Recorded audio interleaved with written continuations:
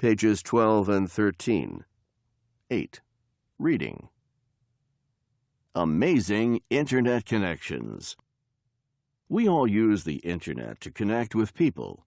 Using email, social networking sites, and chat rooms are ordinary ways that people connect. But at times, the Internet has been used to connect ordinary people in extraordinary ways. Saving a life. 12-year-old Sean Redden from Denton, Texas, was on the Internet playing a cyber fantasy world game. Suddenly, someone came online asking for help. The person said she was a Finnish business student who was locked in her college's computer lab. She said she was having an asthma attack and couldn't breathe. Redden wasn't sure if this was part of the game, as sometimes a few people lie on the net. However, as he later told the Dallas Morning News, he decided it was too real to be a joke. So, Redden called the police. With the additional help of international phone operators, Finnish paramedics found 20-year-old Tara Laintinen and gave her the medical attention she needed. Without the Internet and the efforts of a 12-year-old boy half a world away, she might not have survived. Finding your double. It was just an ordinary night on a crowded subway car for Patrick Swales, a 21-year-old web designer in New York City. The car had just stopped at a station, and the doors opened. Suddenly, he saw himself waiting at the platform, but the clothes were not really his style. What was he doing waiting there? He should be in the car. But he was in the car. By the time he realized that he had just run into his double, the doors had shut and they were moving. At that instant, their eyes met. Disbelief, amusement, wonder were all conveyed in that one look. They both raised a hand in an attempt to catch each other, but it was too late. Shaken by the encounter and determined to find his double, Patrick came up with a unique idea. He created a website called SubwayMyDouble.com.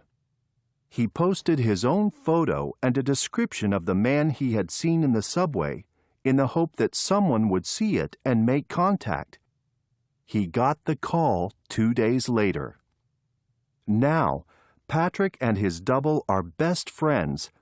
His name is Manuel, and he is in New York studying web design. Patrick and Manuel have decided to take themselves out of the public eye, so they have stopped updating the site. Patrick posted this message on the website.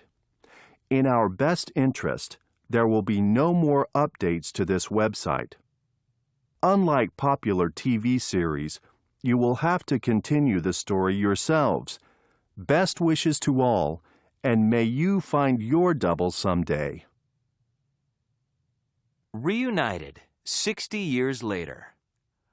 Ozma, a 75-year-old grandmother of 8, enjoyed telling her grandchildren stories about her youth. These stories usually featured Sabah, Ozma's best childhood friend. Ozma and Sabah had been as close as sisters. Then, when the girls were 15, Sabah's family moved away and the girls lost contact. But Ozma never forgot her childhood friend. One day, Ozma was telling her 13-year-old grandchild, Khan, a story about Sabah when Khan asked, "Why don't you try to find her?" Khan got out his laptop and showed Ozma how to surf the web. A mere 30 minutes later, they found Sabah. Ozma's hands trembled as she dialed her old friend's phone number. When Sabah answered and Ozma identified herself, Sabah burst into tears. By coincidence, Sabah was now living nearby. 60 years later, the women are inseparable once again. "My life has improved dramatically since Ozma found me," says Sabah. "I never feel lonely anymore." Adds Ozma, "It's as if we had never been apart. 60 years have made no difference to our friendship." These are just a few of the incredible ways people have been brought together by the Internet. Every day there are more. Who knows what amazing Internet stories are unfolding at this very moment?